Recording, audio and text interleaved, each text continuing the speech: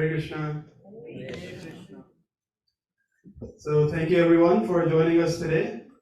It's never easy to come this early in the morning on Saturday. So thank you everyone for coming. We're in for a very special treat. We have our guest speaker, His Grace Bhuta Prabhu, joining us all the way from London, England. So Bhuta Prabhu has been practicing Bhakti Yoga for over 25 years.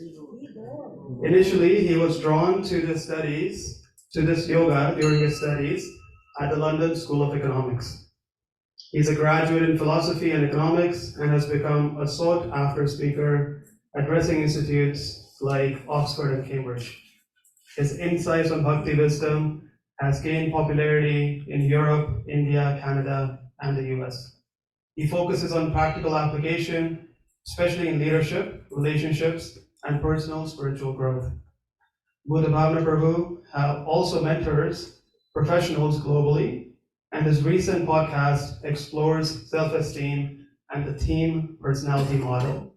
So you can connect with him on his Instagram. And personally, I've had the opportunity and the fortune to interact and learn from His Grace Bhuta Prabhu. So I can attest that all his talks, lectures, classes are very wonderful, very practical, full of knowledge. So please do check them out. And with that, we will warmly welcome Prabhu with 3 loud Haribols. Haribol! Haribol! Haribol! And for the folks online, if you can please turn your cameras on, it will be easier for you to connect with the speaker and also for the speaker to connect with you.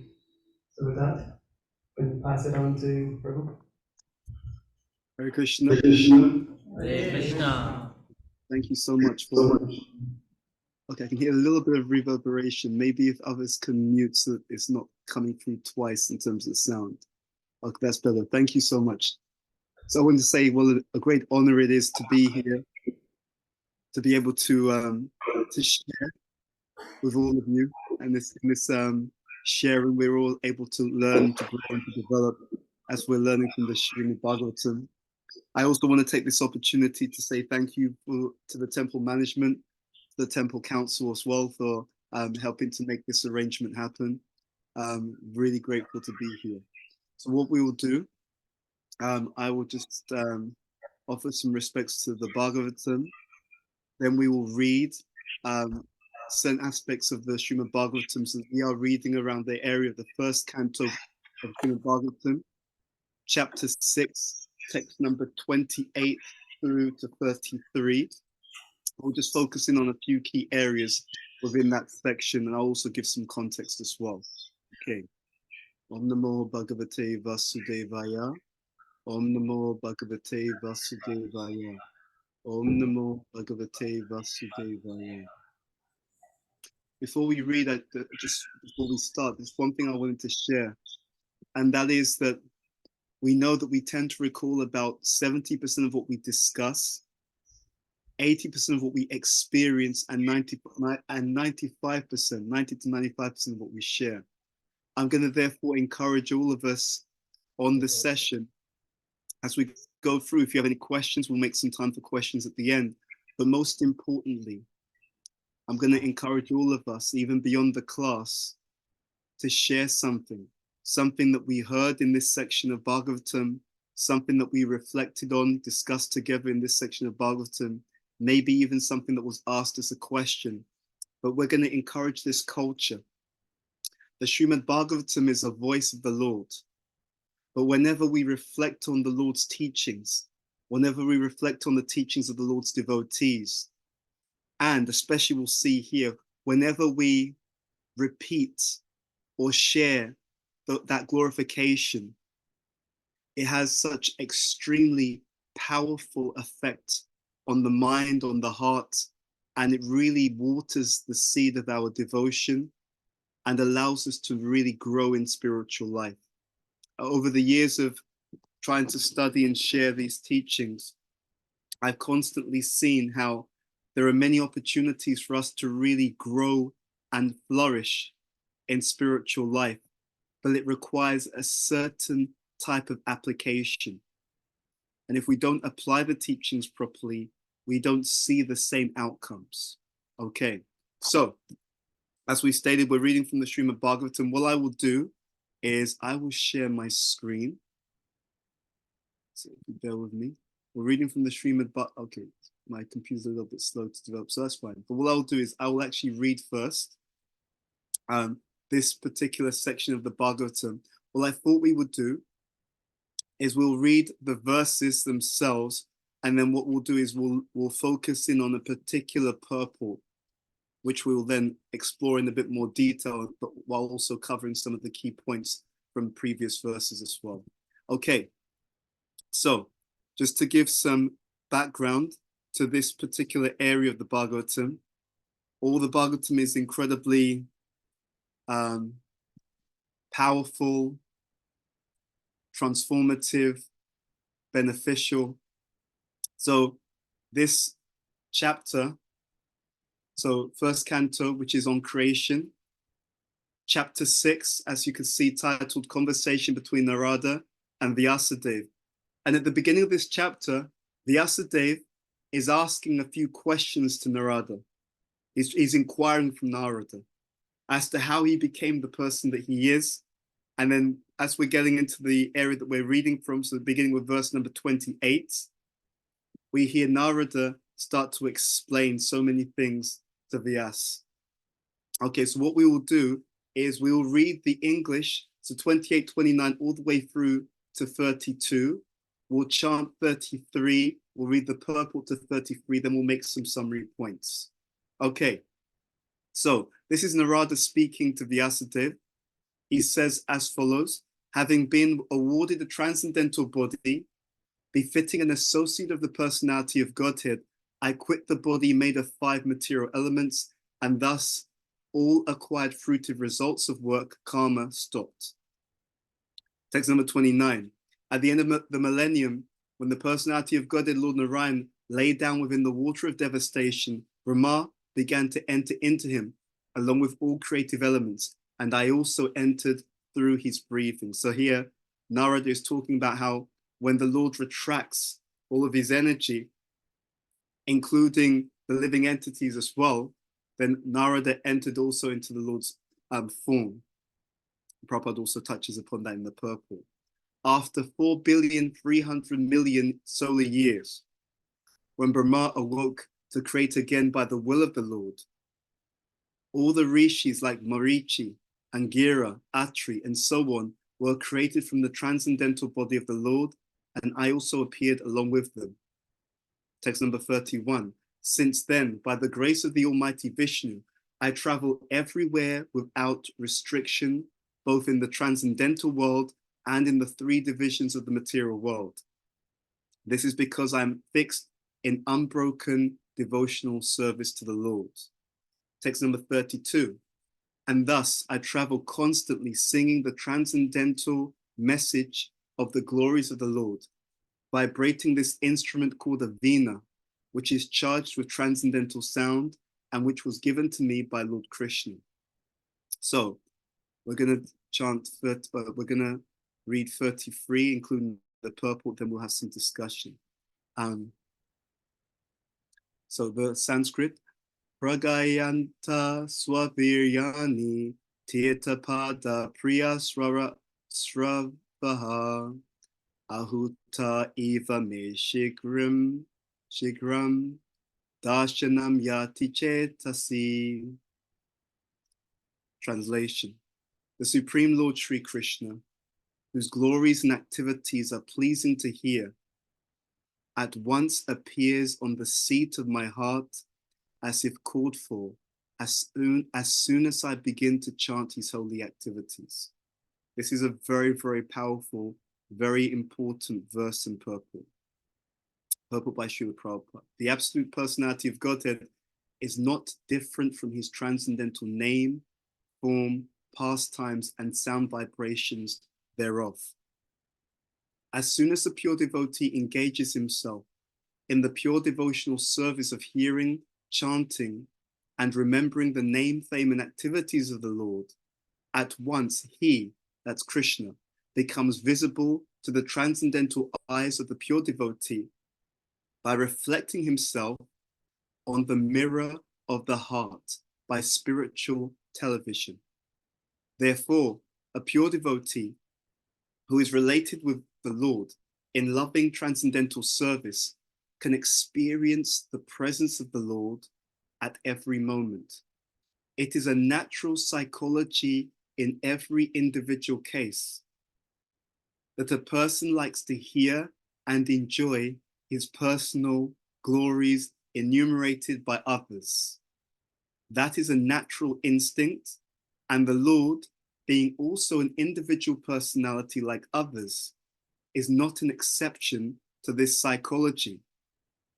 Because, and this is a very powerful point Prabhupada is making here, because psychological characteristics visible in the individual souls are but reflections of the same psychology in the Absolute Lord. The only difference is that the Lord is the greatest personality of all and absolute in all his affairs. If therefore the Lord is attracted by the pure devotee's chanting of his glories, there is nothing astonishing. Since he is absolute, he can appear himself in the picture of his glorification, the two things being identical. Srila Narada chants the glorification of the Lord, not for his personal benefit, but because the glorifications are identical with the Lord. Narada Muni penetrates into the presence of the Lord by the transcendental chanting. Okay. Jnana Gyananjana Shalakaya Chakshu Om Militam Yena Tasmai Shri Gurave Namaha Sri Chaitanya Manobishtam Stapitam Yena Bhutale Swayam Rupa Kadamayam Dadati Swapadantikam Vandeham Shri Guru Shri Utapadakamalam Shri Gurun Vaishnavamscha Shri Rupam Sagrajatam Sahagana Raghunatam Vitam Tvam Sajivam Sadvaitam Savadutam Parijana Sahitam Krishna Chaitanya Devam Shri Radha Krishna Padan Sahagana Lalita Shri Vishakam Vitamscha. Hey Krishna Karuna Sindhu Dina Bandhu Jagatpate Gopisha Gopika Kanta Radha Kanta Namostate Tapta Kanchana Gaurangi Radhe Vrindavaneshwari Rishabhanu Sutta Devi Pranamami Hari Priye Panchakapatarubhyascha Kripa Sindhu Bhyevacha Patitanam Pavanebhyo Vaishnavebhyo Namo Namaha Shri Krishna Chaitanya Prabhu Nityananda Shri Advaita Gadadhara Shri Vasadi Gaura Bhaktavinda Hare Krishna Krishna Krishna Hare Hare Hare Rama Rama Rama Hare Hare.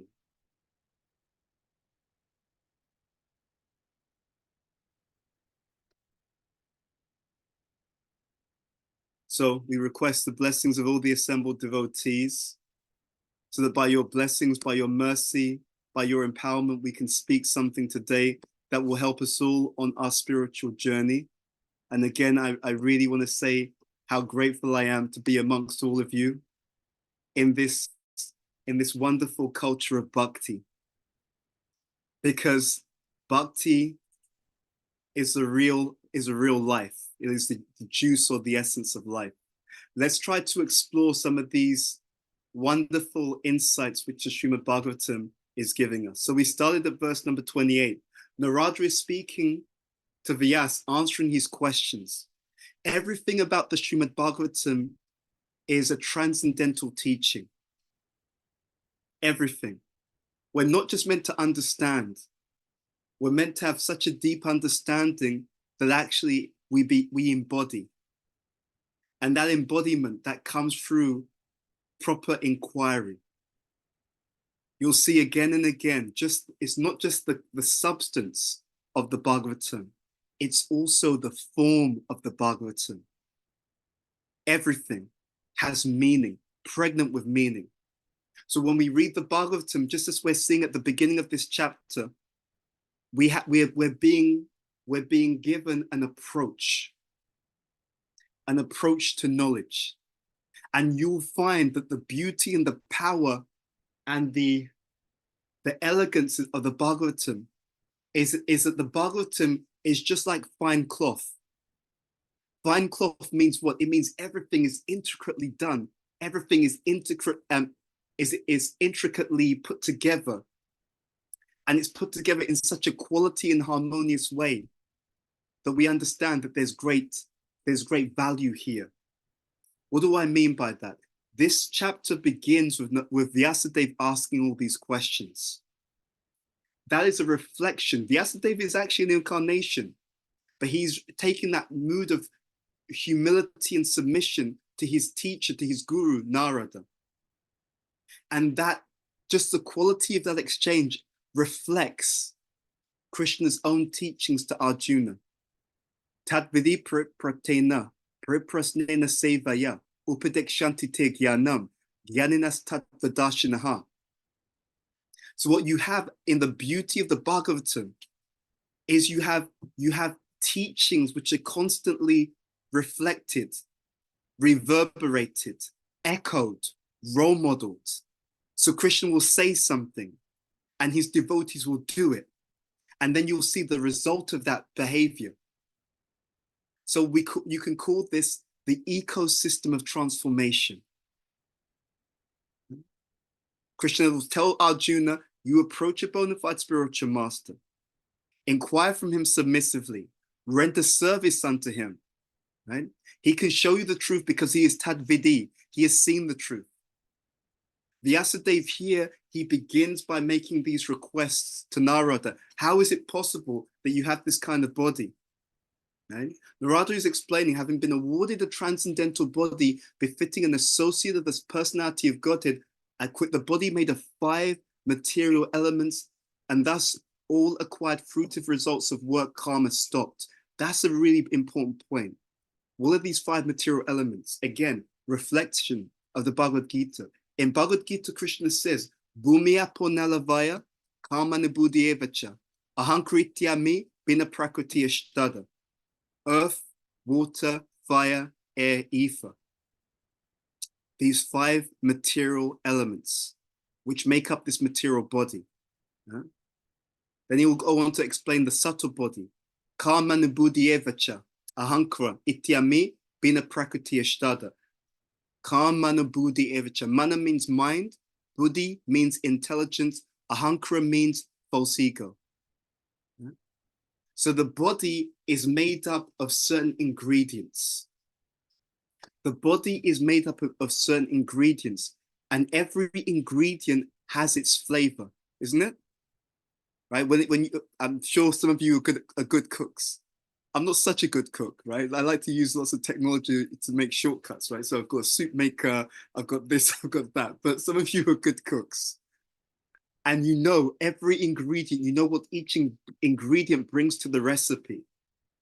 Unfortunately, the ingredients of the material body are ultimately a recipe for disaster. The ingredients of the material body are a recipe for disaster. What do I mean by that? Janma mrityu jara vyadi, dukkha doshanu darshanam. Birth, old age, disease, death. No matter what kind of body we have, the body has karma, and that body is reflective or under the control of the 3 material modes of nature. It's a very powerful thing when we are in the association of devotees to see each other properly. As I've been studying, the psychology according to scripture, there's so many amazing things. For example, you will increasingly see in this material world that so much we hanker for attention. Often, if a person grows up and they weren't seen by their caregivers, they weren't seen by their parents being the primary caregivers, it can create a mentality where we go out into the world and we're constantly desperate for attention. Because we didn't have that samskar, that impression that I'm seen, heard, which means that I'm valued and appreciated. Therefore, I may go out into the world and I'm hungry, I'm desperate, I'm needy, I need everyone to notice me. To the extent that I don't have that within myself, to that extent I may crave it from other people. So the material body has these elements: physical body, subtle body, and the impressions in the subtle body, the ahankara, the identification with that which is not truly me. These are ingredients of the material body. And because we have a certain kind of vehicle, because we identify with a certain type of vehicle, we often have certain types of challenges as a result. A good example of this is the internet. You know, people are so desperate to, I need attention. I need to have a certain number of people watching my content. I need to have a certain number of likes. I need to be seen. But this verse is speaking of something higher. Narada is saying that now he's got a transcendental body. He is not limited to the actions and reactions of this material body. He's moved beyond it. And this devotional service is the vehicle by which we can be completely free. It's the vehicle by which we can be completely free, because I no longer identify with my vehicle. I know that the body is different from me. I know that the mind is different from me. These are vehicles that I'm using, but the vehicle is not the same as the driver. This is so important. What I constantly see in so many ways in our spiritual life is that Krishna is so kind. He wants to give us the lesson before the test. I repeat, Krishna is so kind. He wants to give us the lesson before the test. And the test is the time of death. Ante kali chamameva smaran mutva kalevrayam. Ya prati samadbhavam yati naschasha samshayaha. Whatever we think of at the time of death, Krishna has told Arjuna, to that state we will attain. So we are all in a race against time to become fully Krishna conscious. Narada is speaking about how he got this transcendental body, so he moved from the material situation or material sphere to the spiritual sphere. What we are meant to do is to develop such deep spiritual impressions in the heart through engaging in devotional service sincerely, to saturate the consciousness so that we are absorbed in Krishna, so that when we leave this world, the same absorption in Krishna that we have cultivated in life will transform us at the time of death back to the spiritual platform.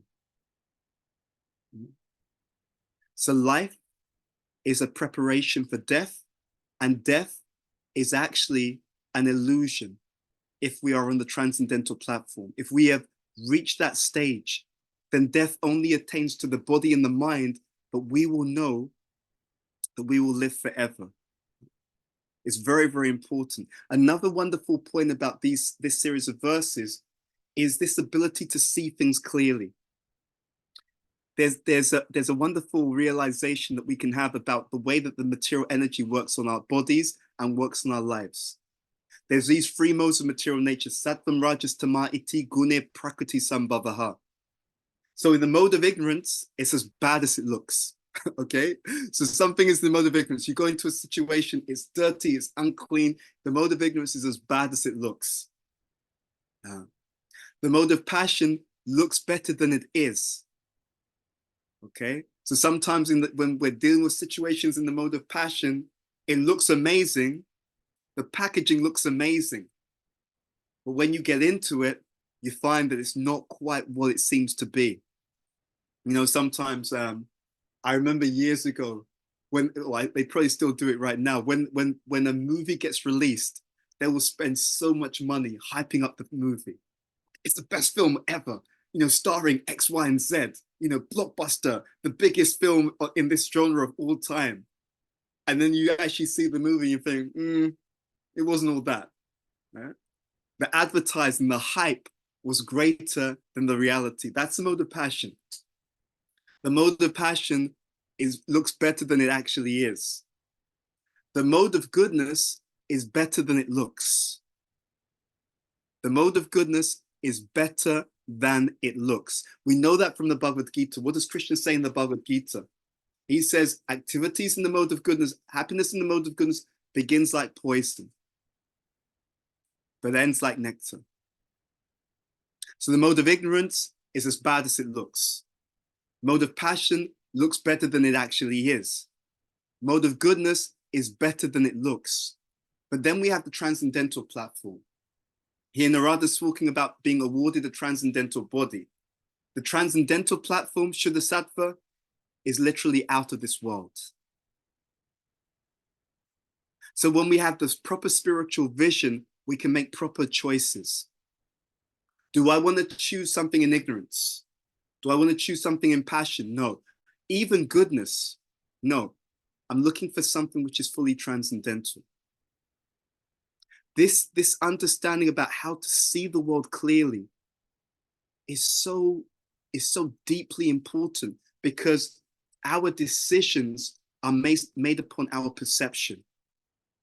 You sometimes see devotees, and you see devotees and you think, this devotee doesn't behave so well. In fact, I hear this again and again. You sometimes see devotees and you think, you know what? I know people who are not devotees and they behave better than many of the devotees that I know. I'm laughing because I know some of you in the room thinking, I've had that thought before as well, right? So sometimes it's like that. You think, how is that possible? Because they're taking prasadam, right? Prabhupada says in the Bhagavad Gita, in the purples, Prabhupada says in Srimad Bhagavatam, Chaitanya Charitamrita, that the devotees are like this, they're like that. We see these exalted qualities. And then we go to the temple. And sometimes there's a bit of a disconnect between what we read and what we see. And we may even think, am I in the wrong place? Like, did I take a wrong turn somewhere? Like, what's happening? Again, the beauty of the Bhagavatam is it's like a set of lenses on the world. But the difference is it allows us to see things accurately. I'm going to give you a few insights into this. My proposal to all of us is that we all have a form of unconscious misperception.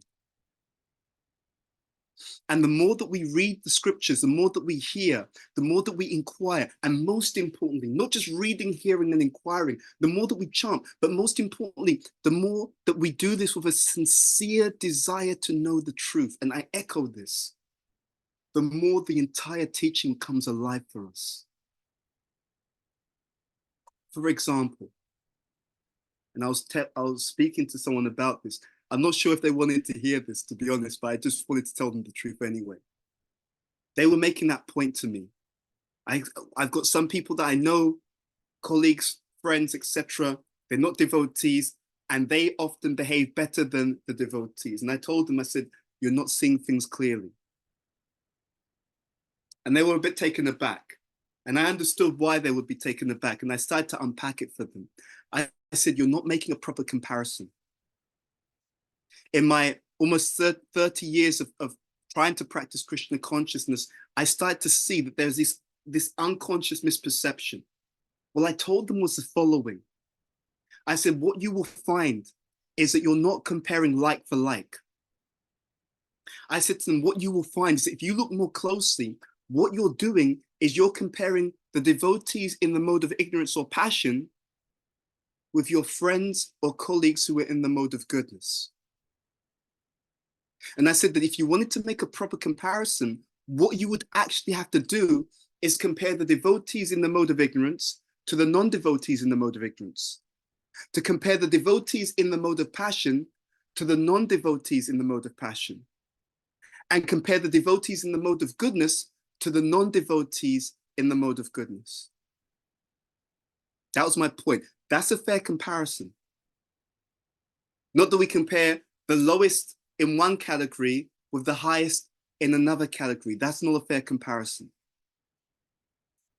Again, through this understanding, we can correct the unconscious misperception that comes and that will always be there as long as we are affected by the modes of material nature. Why do we say that Narada Muni and such great souls, their perception is perfect? It's alluded to here. It's alluded to in this verse 28. It's because their body is transcendental. And therefore, the defects of the material body, and these are defects which are so close to our heart. This is why it gets so difficult and so dangerous. When a defect is so close to me, I can't see it. It's just like if you put something right in front of you, if I put my finger just right underneath my eye, I can't see my finger anymore clearly because it's so close to me that I can't see it. But the beauty is, because you're looking at me from the outside, you can say to me, BBD, just let you know, look, your finger's there. This is what it looks like. It's so close to me that I can't see it. But you, because you have that distance, because you have perspective, you can see what I can't even see about myself. Therefore, the 6 loving exchanges of the devotees is so important. In verse 30,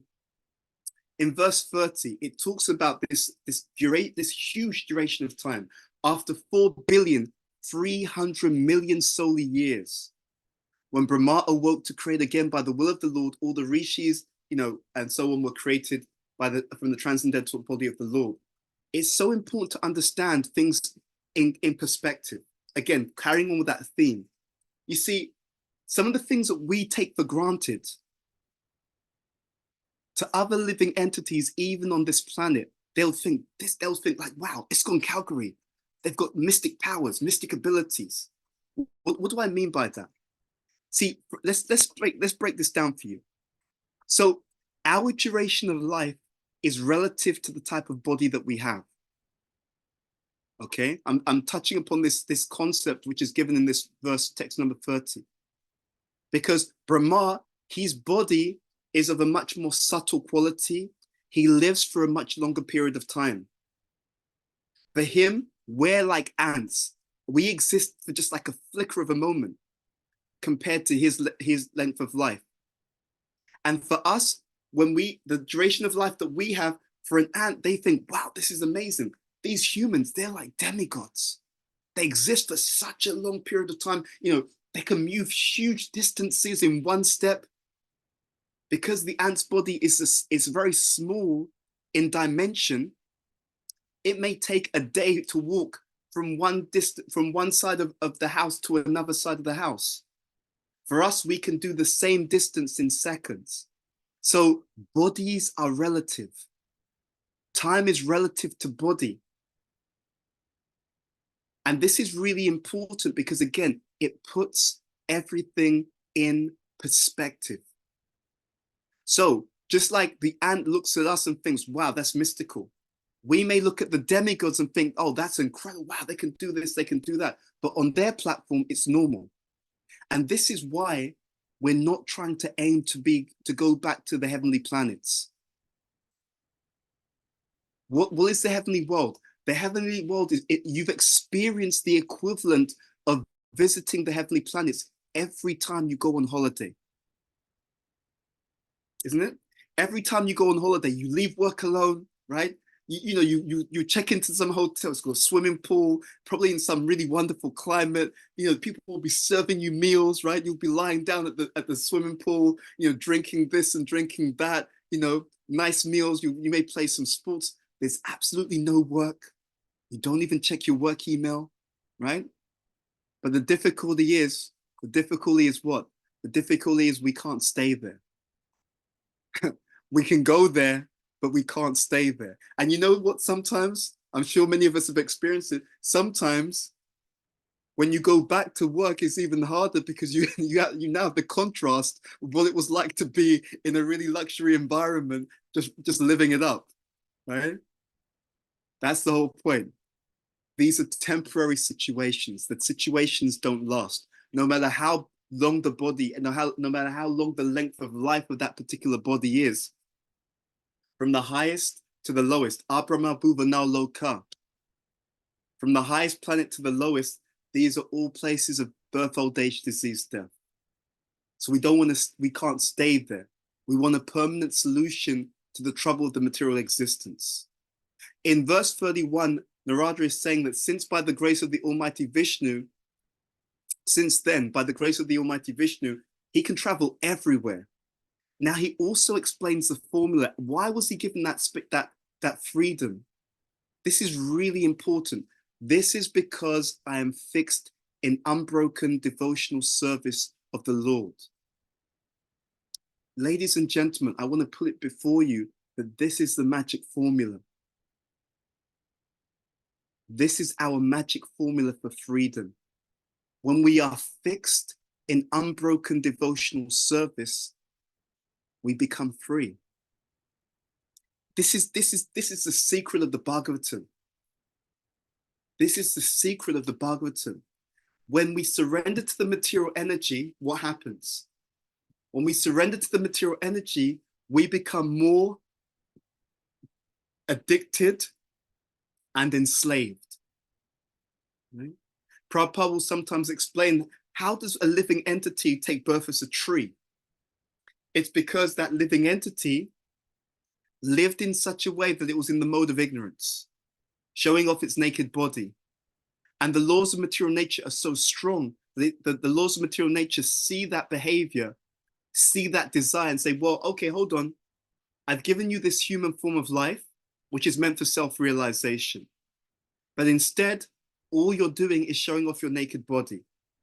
If that's what you want, then there's no point giving you a human body, because the human body, the human vehicle is meant for something else. If you want to be naked, no problem. There's a body for that. So what I'm going to do now is I'll give you a body which will facilitate your own activities and desires. Therefore, the living entity that was previously a human being now takes birth as a tree. You know, every year at Kartik, we will recite these Damodarasakam prayers. And in these prayers, we will hear these pastimes of Nalakuvera and Manigriva. They were great demigods and they were enjoying, but they were naked. Actually, when great sage, which was a great sage? Who was a great sage who walked by? Can anyone tell me? Who's a great sage who walked by? Narada. Exactly. This our same Narada. The ladies, they actually had some culture. They covered themselves. But Nalakuvera and Manigriva were so intoxicated that they didn't even understand what they were doing. So hence they became cursed to exist as trees. But because the curse and the blessing of great sages such as Narada are so powerful, because they always have good intention.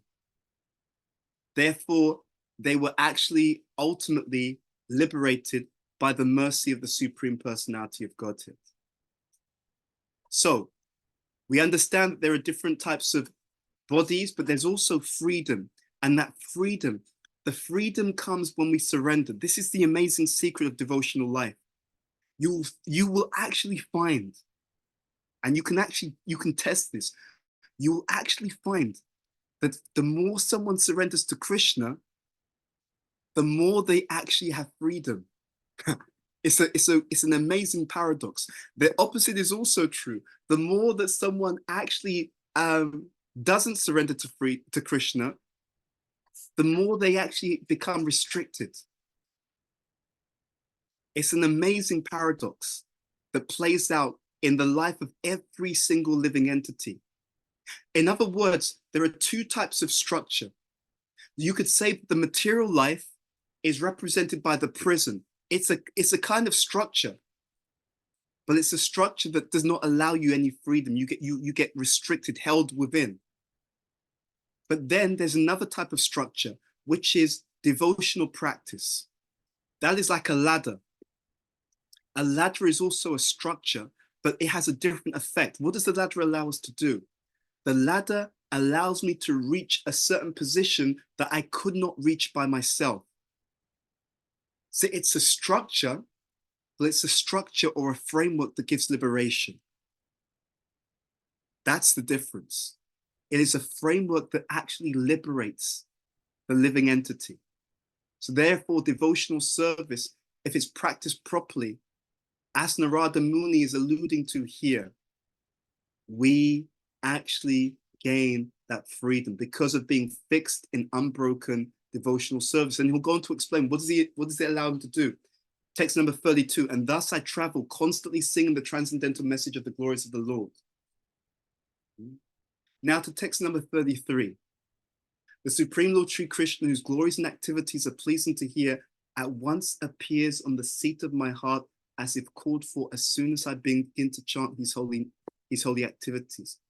This verse in purple, if we are able to capture this, spiritual life becomes thrilling.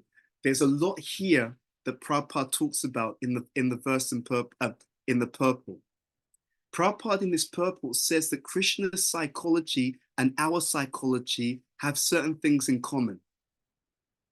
You know, in my day job, I train managers, and it's a very interactive kind of training. And it always amazes me that how much people love to talk about themselves. People love to talk about themselves. Sometimes you have to rein them in. You know, it's like, right, we have to go for a break now. Stop, please stop. You know, but people love to talk about themselves. And sometimes we wonder, where does that come from? Or people love to hear their own glorification. Even devotees, right? You've seen that sometimes. Even devotees, you start glorifying them and they'll be like, oh, no, I'm not, no, that's not, no, I'm not that great. You know, but really what we're thinking is, tell me more. tell me more. Tell me more. Is this being recorded? Like, you know, like, can I play this back in my own time? So sometimes that desire for that appreciation or glorification is very, very strong. Prabhupada here is talking about where that comes from. What does he say? It is a natural psychology in every individual case that a person likes to hear and enjoy his personal glories enumerated by others. It's just how it is, right? But he's saying that this comes from Krishna.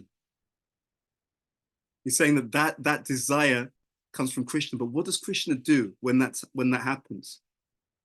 And this is really the secret of our hearing, chanting the glories and the holy name of the Lord. This is the secret.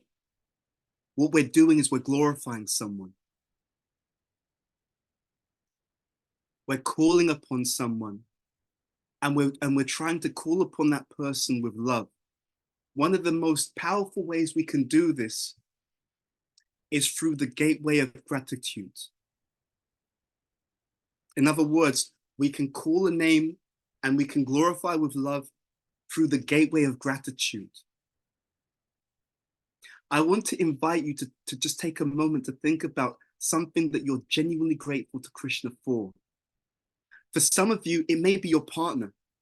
You know, just out of the blue, Krishna arranged for you to meet someone and maybe marry someone who really is a really wonderful partner to you and who's helped you grow in so many ways. For someone else, it could be even an opportunity for service. Krishna gave you a service that really thrills you, infuses you. It just really gives you so much excitement and meaning in your life. For someone else, it's your spiritual master. You know, you can genuinely feel, I'm just so grateful for my guru that Krishna allowed me to have. For different people, it could be your son, daughter, whoever it is. Ultimately, not a blade of grass moves without the sanction of the Supreme Personality of Godhead. So it's about tuning in, recognizing, wow, I'm so grateful to Krishna. He gave me this. I didn't deserve it, but he's just so kind to me. When we take a moment to reflect upon the gifts that came from Krishna, the gifts of God, when we reflect upon the gifts of God with gratitude, and when we chant and glorify Krishna on that basis, magic happens. The reason why our lives are often missing that juice, that thrill, that ecstasy, is because we've forgotten the gifts of God. In other words, Prabhupada says familiarity breeds contempt. Breeds contempt. When Narada is chanting the glories of the Lord, he's explaining this verse, the Supreme Lord Sri Krishna, whose glories and activities are pleasing to hear, at once appears on the seat of my heart as if called for as soon as I begin to chant his holy activities. For me, this really stood out. It reminded me of one of the most powerful teachings that I constantly forget in this Krishna consciousness endeavor. It is easy to think that happiness is based upon what I have and what I'm doing materially. What this verse is really reminding us all is that true happiness, like deep joy, deep spiritual fulfillment and fullness, is literally a state of the heart. Think about that point carefully. Deep happiness is actually the state that our heart is in. Prabhupada is alluding to this in the purport. The absolute personality of Godhead is not different from his transcendental name, form, pastimes, and the sound vibrations thereof. As soon as a pure devotee engages himself in the pure devotional service of hearing, chanting, and remembering the name, fame, and activities of the Lord, at once he becomes visible to the transcendental eyes of the pure devotee. And this is how now Prabhupada says how it happens: by reflecting himself on the mirror of the heart by spiritual television. Ladies and gentlemen, each and every one of us within ourselves have a spiritual television. But unfortunately, and this is a really unfortunate thing, for many of us, that television, that spiritual television is broken. It's not working properly. And because that spiritual television is not working properly, therefore, we don't experience the ecstatic presence of Krishna. We don't see the ecstatic presence of Krishna. And where Krishna is present, everything is also present. You're not looking for more money. You're not looking for more attention. We're ultimately looking for the ecstasy of divine love. And everything in this material world is simply a poor substitute for that spiritual ecstasy that we are all looking for. So therefore, the means by which we can achieve that is, and I'm going to emphasize this very, very carefully, it is the proper and spiritually intelligent practice of devotional life. It is not enough to practice Krishna consciousness. We have to practice Krishna consciousness intelligently and personally. Well, I've seen over many decades of practice with many devotees and communities, is that devotees who are often having a great experience in spiritual life are the devotees who have applied devotional service in an intelligent and personal way to their circumstances. I want to encourage all of us, therefore, that we have a journey from where we are to where Narada Muni is. We can get there. We can get there. It's just a question of the proper application. I'll give you an example. I've been studying Vedic psychology from the scriptures. It's incredible because as I study Vedic psychology, I can see the parallels between what I'm reading and hearing and what I see in my own practice and in the practices of other devotees. Let me give you an example. I was in Goloka Dham. This was a few years ago. And His Holiness Satchidananda Maharaj was giving a class.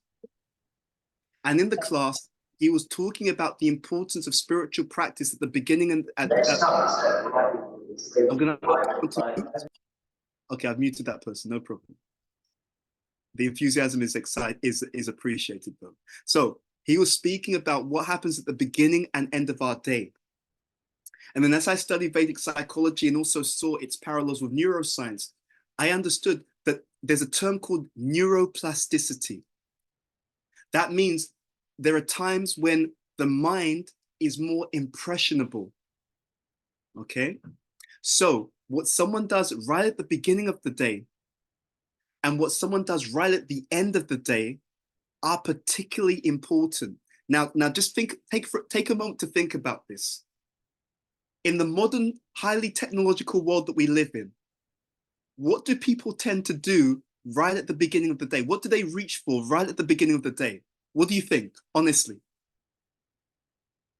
You feel free to unmute. What do you think people reach for right at the beginning of the day? Cell phone, mobile. Exactly. And that's not accidental, by the way. The way that the technology has been designed, yes, we really care about you. I'm a mobile phone manufacturer. I really care about you. I care about you so much that I put an alarm clock on your phone so that you can use the alarm clock on your phone. And when you wake up in the morning, the first thing that you reach out for is your alarm clock. What you don't know, well, I didn't tell you, is that first thing in the morning, your mind is highly impressionable. So when you reach out for your alarm, when you reach out for the phone, first thing in the morning to switch off that alarm, it leaves a samskar. It will leave an impression on your mind. And because you reached out for the phone at the beginning of the day, it leaves such a deep impression that you're going to be reaching out for your phone throughout your day. Yeah? Because samskar means habit. In Prema Bhakti Chandrika, it is explained that one should offer prayers to the spiritual master at the beginning and at the end of the day. Think about it. Think about it. You have the same neuroplasticity, but now instead of putting something material into the mind, leaving an impression in the mind, which makes it harder to focus on Krishna, if I do prayers at the beginning of my day, I put something spiritual deeply into my consciousness, which will make it easier for me to remember Krishna, easier for me to be absorbed in spiritual ecstasy and devotional service, and ultimately easier for me to make sure that at the end of life, I'm going to go back home, back to Godhead. Think about it. There are so many things that we do that either can be devoted to Krishna or devoted to Maya. And so many of these things are done without us even understanding the significance of them. Therefore, even this chanting, we were in Radhakund. I was there with the TSI, it's a group of youth from America. Not last year, the year before. So they have a retreat in Vrindavan at the end of the year. We were in Radhakund. And it was absolutely amazing, right? We were there, but we were about to move to another place, and the sadhu came up to us, and I'll be honest, when the sadhu said this to me, I could understand Krishna was trying to give me a message, and he said something which left a deep impression, because I've been studying Vedic psychology and then looking at how we can manage, pressure, and we even teach this in work. We teach about how to manage stress, how to be resilient. The sadhu came up to us, and we were about to run off to another place in the Dham, and he said, why, you're always so busy. You Westerners are always so busy. Slow down. And then he said to us, he said, you cannot be, if you're always stressed or too busy, you cannot become self-realized. That's what he actually told us. It's if you're always running around, always too stressed out, too busy, you cannot become self-realized. Very, very interesting. I remember since hearing that particular point, I realized the significance of getting oneself into a receptive state of mind in order to engage in spiritual practice. Again, what happens when you're receptive? You know, Prabhupada always, and the Bhagavatam also speaks about being attentive. If one is stressed, one is also distracted. If one is able to be calm, receptive, attentive, again, the mind increases its neuroplasticity. So what we do first thing in the morning increases that the mind is more impressed by it. What we do last thing at night, the mind is also more impressed by it. What we do with attention, the mind is also more impressed by it. Therefore, when Prabhupada says chant attentively, what he's giving us is actually a scientific, neuroscientific understanding of the practice. If that practice is done, and Prabhupada will talk about this in the purport, with rapt attention, then you will make far more accelerated spiritual progress from the same activity. You know, so behind all these activities, there's a mechanism. It's so amazing. I was on a call 1 or 2 days ago, and it was a group, and there was a bit of a falling out, to be very transparent with you. And someone had not given some work in, and they'd not met some expectations. And so the other devotees on the call, they were really upset. But I was so appreciative of the way that they conducted themselves, because even though they were really upset, they were still respectful. But they were honest, and they talked about what was really on their mind. You know, we're concerned now about this service or this project because, you know, you said you're going to do this. I didn't hear from you, etc. And it really stressed me out. And then I was kind of facilitating the conversation so we could get clarification on what needed to happen going forward. And it was amazing, because the person who was on the receiving end of the concern, he was honest. He actually said, I didn't realize that this was so important to you. I didn't realize that you needed me to complete this activity so that you could do your activity. And when I saw that, it hit me. I thought, wow, this is what happens with our devotional communities. We read so much, we hear so much, but we don't understand why so much.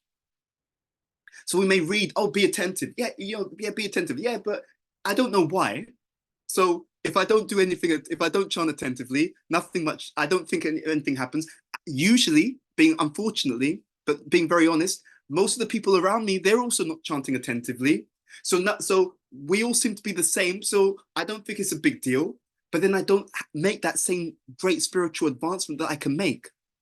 But because my friends are also inattentive, just like I'm inattentive, we all look the same and we all think we're doing okay. But because I don't understand the why, I don't understand that when I chant attentively, that chanting actually leaves a deep impression. The more I do it, the more it becomes a habit of chanting attentively. And when something becomes a habit, then I reach the higher stages. In fact, it becomes easy. Imagine that you have a habit of chanting attentively. It becomes easy, it becomes natural. And because it becomes easy and natural, I make far more advancement. Because I make far more advancement, I get much more spiritual taste, ecstasy, and steadiness for my spiritual practice. So I hit Nishta and I hit Ruchi very quickly. But because no one ever told me why I should be attentive, I think, yeah, I heard that in the class before, big deal, doesn't make a difference. Just like that, in that group, the individual who was not giving certain things in on time, he didn't understand the why. He didn't understand the importance of it. Therefore, he didn't prioritize it. And ladies and gentlemen, we're often the same. We don't understand the mechanism. And because we don't understand the mechanism, we don't have the proper motivation. Okay. So we want to really encourage each other to really understand the value of the wise application of spiritual practice, which will give us exactly what Narada is talking about here. By that mechanism, we're the mechanic using the correct mechanism to become properly motivated. What do I mean by we're the mechanic? we need to fix this spiritual television within the heart. And by doing so, we'll be able to experience the miracles, the mercy, and the ecstatic presence of the Supreme Personality of God at a much faster rate.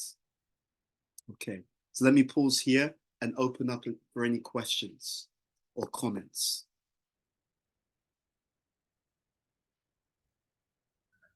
Thank you, Prabhu.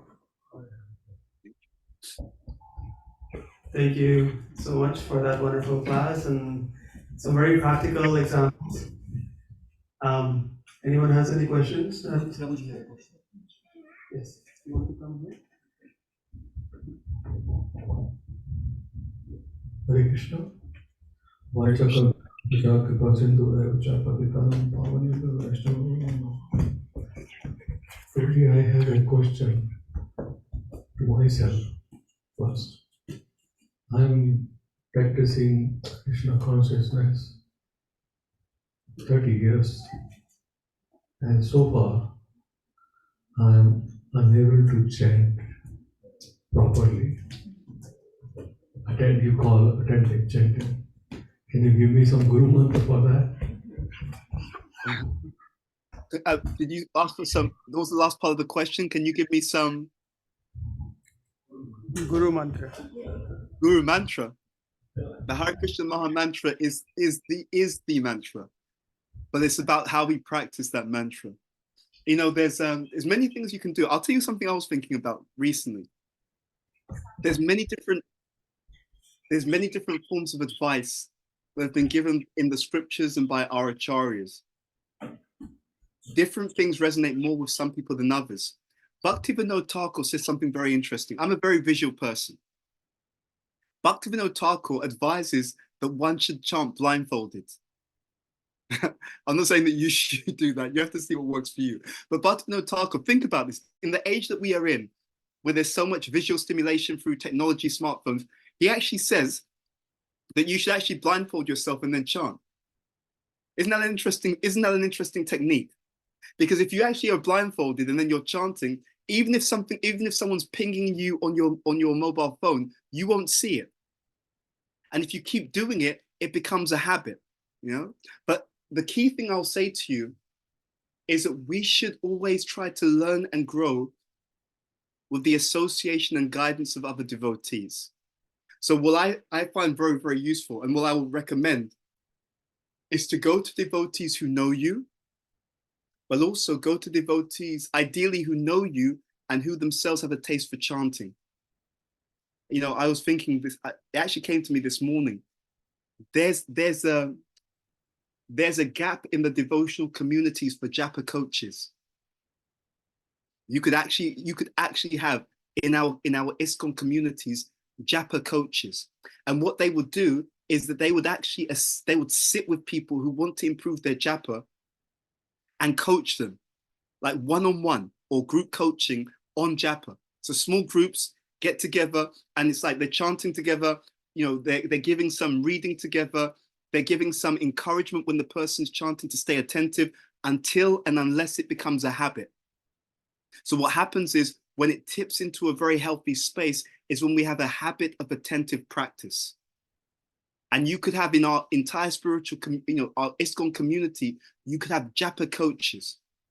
And I tell you, and if devotees start to do that, there'll be huge demand for people to be japa coaches, to actually have one-on-one sessions with people and to actively, you know, maybe a few times a week on Zoom or in person, coach them to develop new habits in their chanting. And that came to me this morning, but it came off a class I was listening to.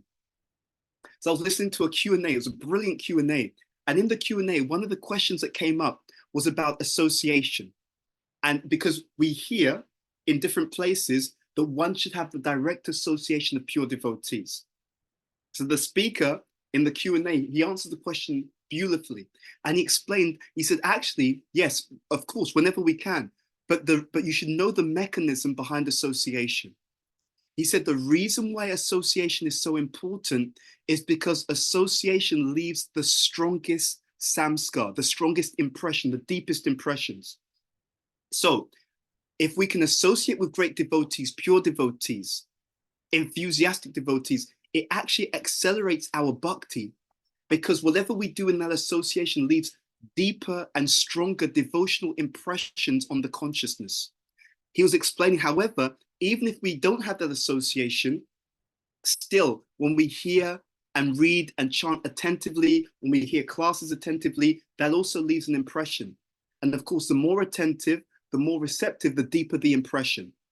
You see? So the key thing is, if we can associate with devotees who have taste for a particular activity, such as chanting, and get advice and blessings from them, the association, the impression that it leaves, plus our sincere endeavor, will really help us to grow and to develop our spiritual practice. Thank you for your question. Let me ask, are there any other questions or comments? There is one in the chat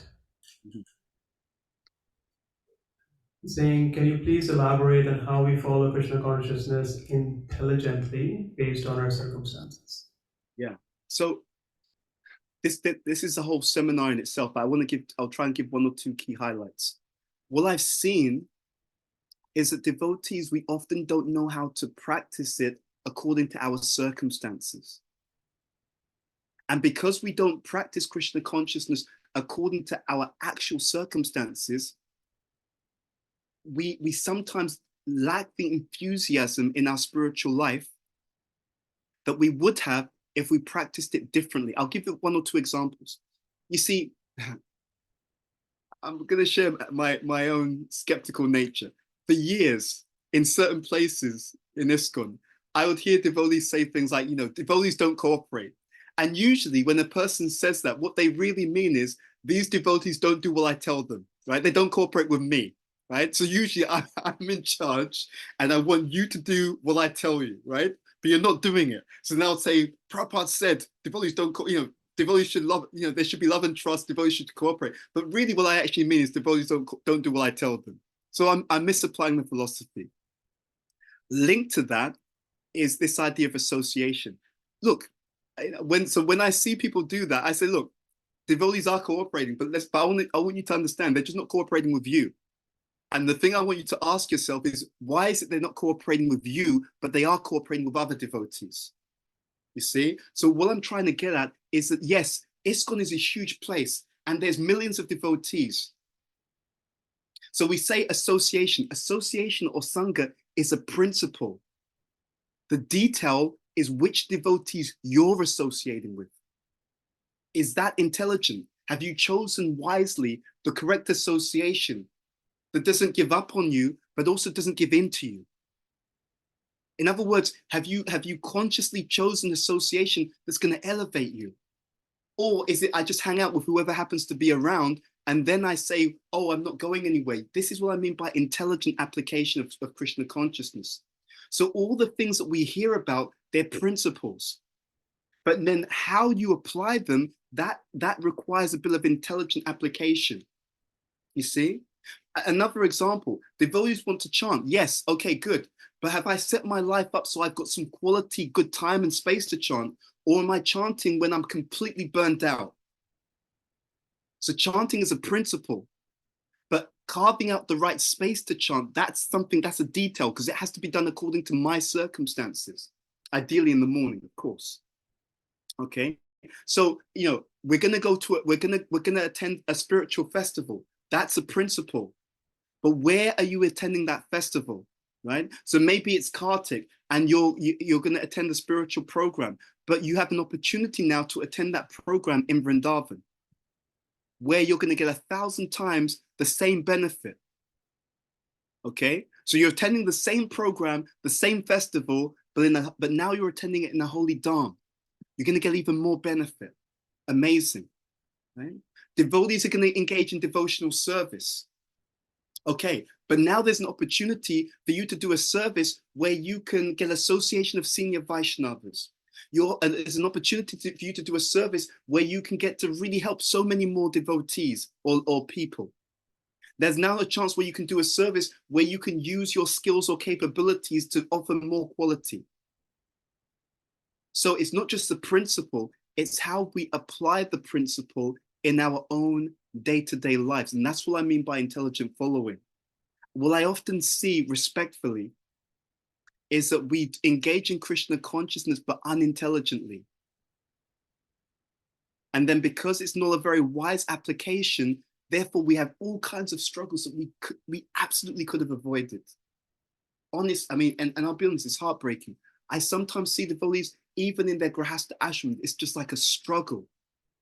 And then I'm thinking, why wasn't this person aware that just because you're a devotee and that person is a devotee, it doesn't mean that you're automatically going to get on, because you still have a conditioned nature. We're not yet self-realized. Therefore, we should have made a choice with a bit more, let's say, which was more informed by the teachings based upon our current level of advancement. So this is in Sanskrit, this is called adhikar.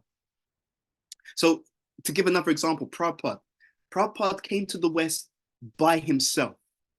He suffered not one, but 2 heart attacks on him, on his own as he was coming over, right? He had heart palpitations. There were so many things, but someone with Prabhupada's adhikar, he can do that. But we can't imitate that. So there's a finesse in spiritual life. And the subtle nuance is that, yes, you're meant to follow, but you follow according to your actual level of advancement. Some things are universal, hearing, chanting, association. But there are also some things which should be done according to your adhikar, your qualification. And if we don't do that, it becomes problematic. So this is what I'm talking about when I say we follow Krishna consciousness intelligently. And the underlying rule is that in order to even begin to approach following it intelligently, we have to have an empowered intelligence, which means that we're hearing, we're reading, and we're inquiring. Without regular hearing, reading, and inquiry, and by the way, all 3 have to go on, because otherwise you can read and hear and misunderstand. You see, that's why it's hearing, reading, and inquiry. When we do all 3 things, you have an empowered intelligence. And when your intelligence is empowered, not only can you understand better how to apply Krishna consciousness in your own situation, but you can also better understand how to help other people apply Krishna consciousness in their situation as well. So that's what I mean by following Krishna consciousness intelligently. Okay. Any other question or comment? I'm being mindful of time, Prabhu. Are you okay to take a couple more? If you've got time, we've got time. This is for my own self-purification. So yeah, feel free. So there was one question. You mentioned about when some devotees praise you, even though externally we are saying that we should not, don't do it, but internally we want to hear it. I'm speaking about myself here. I'm not speaking about anyone else. That's my own anata. Hands up, I admit it. So what should be the correct response? So we understand that internally we all have that want or desire to be praised and recognized, but in terms of what should be the correct response and how should we feel about it and take that praise? So there's 2 things to share on this. So I asked my spiritual master about this. I asked him, I said, when people praise us, how should we take it? And what he said is, what you should do is internally offer it onto Guru and Krishna. That's what he told me. So when you receive the praise, you then pass that in. You don't have to do it externally because your Guru may not, it's unlikely to be there, but in your consciousness, in your heart, you should consider, you should pass this on. That's one thing. Now, I'll share something else that I heard from another Shiksha Guru of mine, His Holiness Radhanath Maharaj. And he shared this amazing point in the class. And when I heard it, and I started to experience it at some points, he said, when we receive praise and we take it for ourselves in an egotistical way, then it just feeds the ego, it feeds the pride and the arrogance. He said, but when we recognize actually that we don't deserve that praise. And when I say don't deserve, I don't mean that in the form of low self-esteem and we're beating ourselves up. But when I say we don't deserve, what I mean is that whatever we've done has only been possible by Krishna's grace. And I mean that scientifically, by the way. Krishna says in the Bhagavad Gita, I am the ability in man. So let's say you led the kirtan and it was really wonderful, right? So you were playing the harmonium. Someone else was playing the madanga. You had a good kartal player. The microphone was set up very nicely. Many devotees were there singing back. So that kirtan, someone says to you afterward, that was an amazing kirtan. Okay, but you sang beautifully.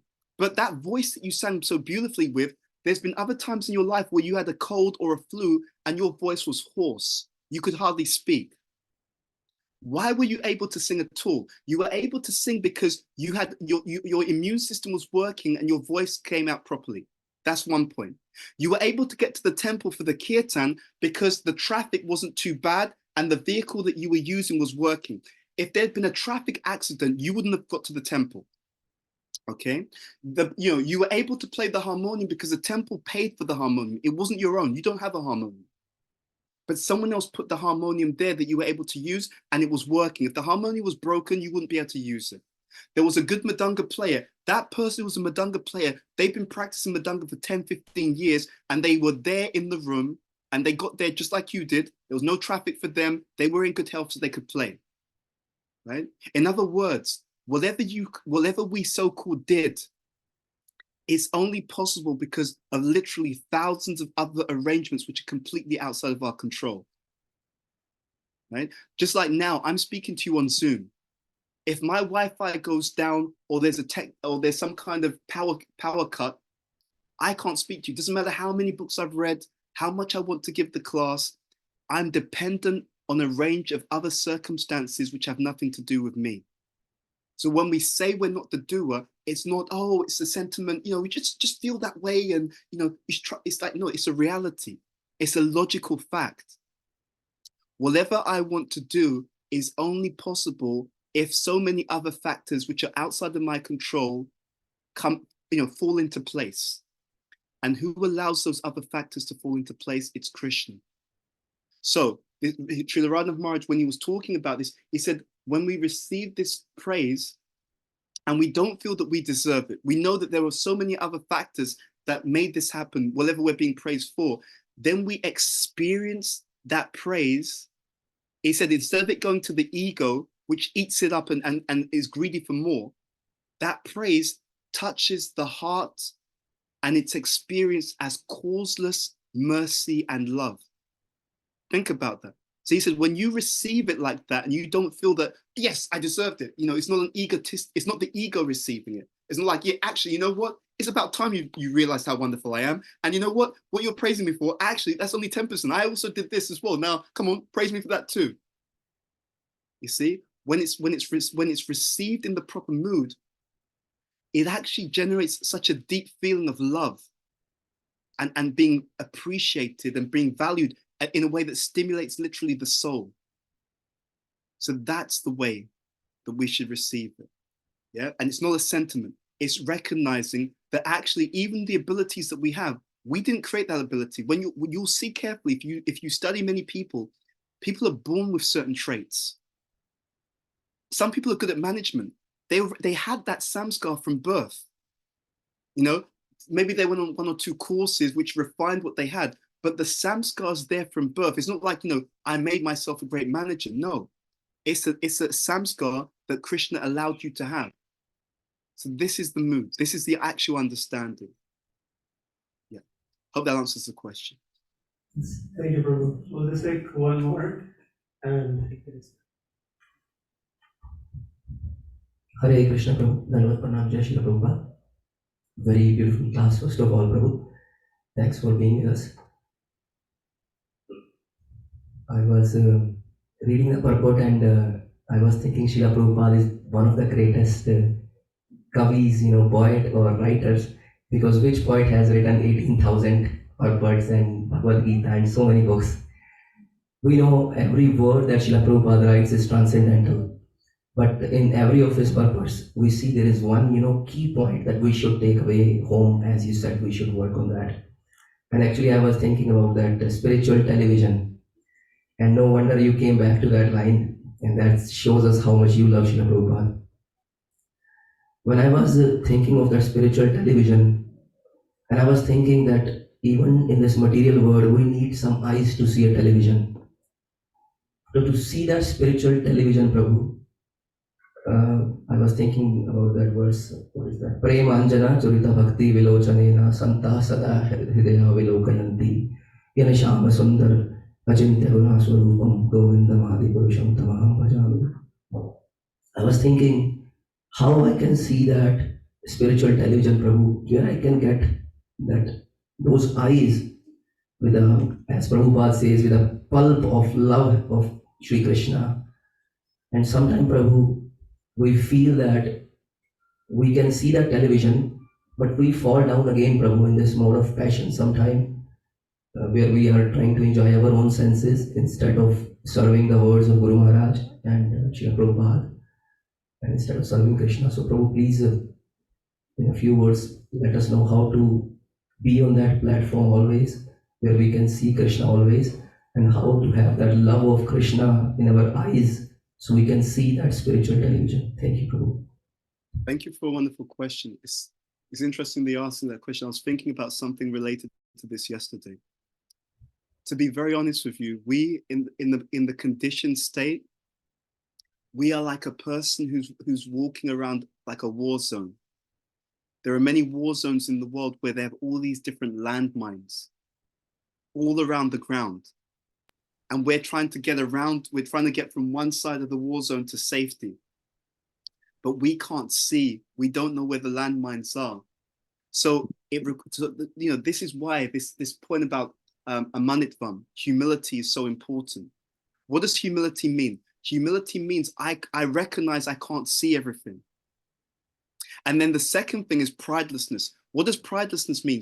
Pridelessness allows me to recognize that there are other people who can see more than I can, i.e. the spiritual master.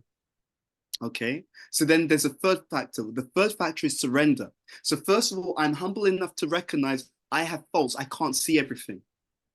That allows me to be open to hearing and learning. Then the pridelessness means I have to recognize there are personalities who are far superior to me, such as all of you, right? So that pridelessness. So these people can see more, these devotees can see more than I can.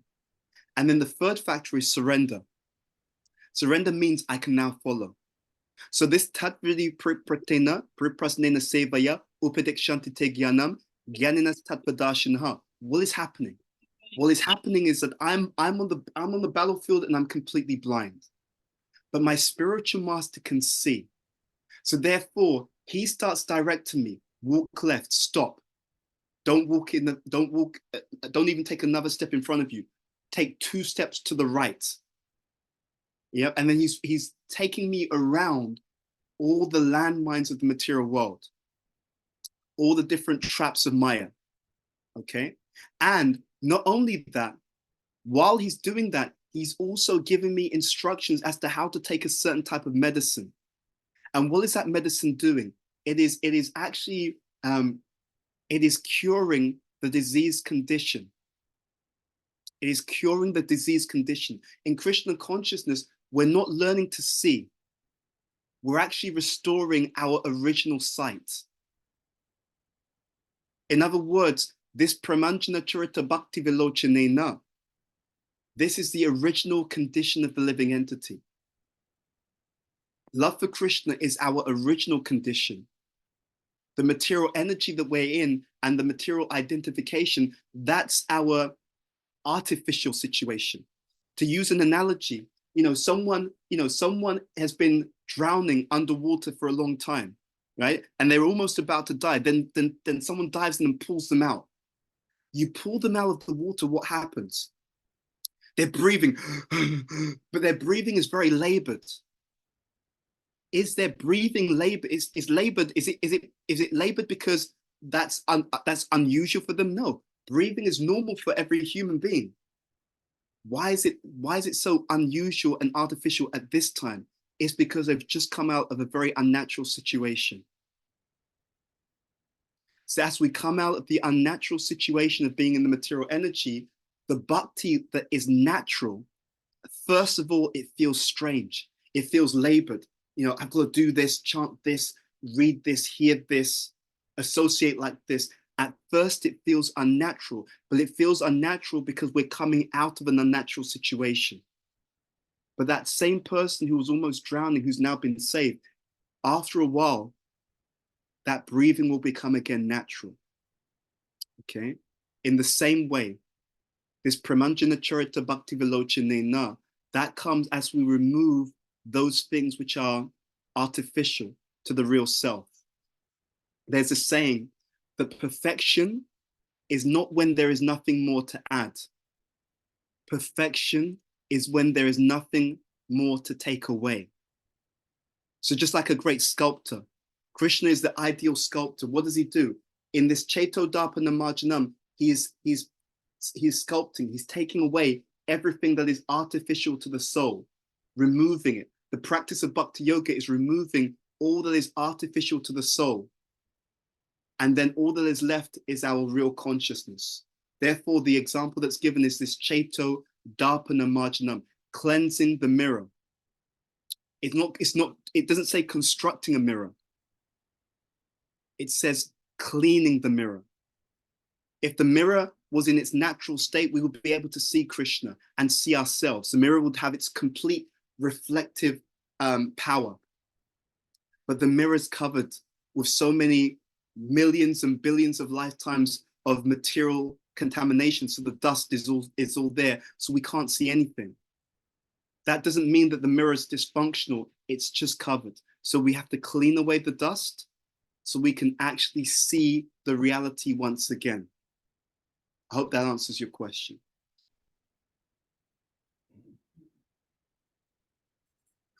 Thank you. Thank you, Prabhu.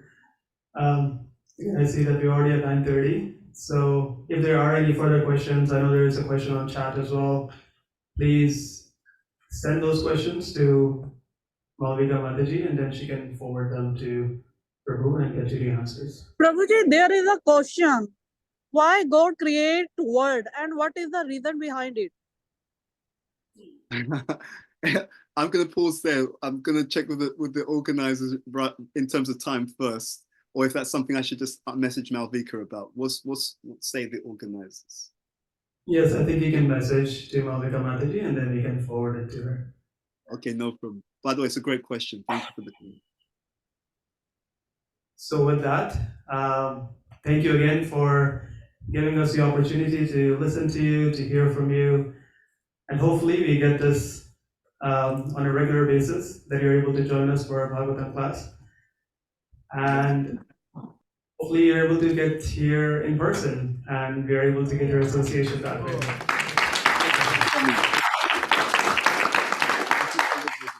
We're trying to arrange that this year. Thank you. Hare Krishna. Thank you. Thank you. Very well.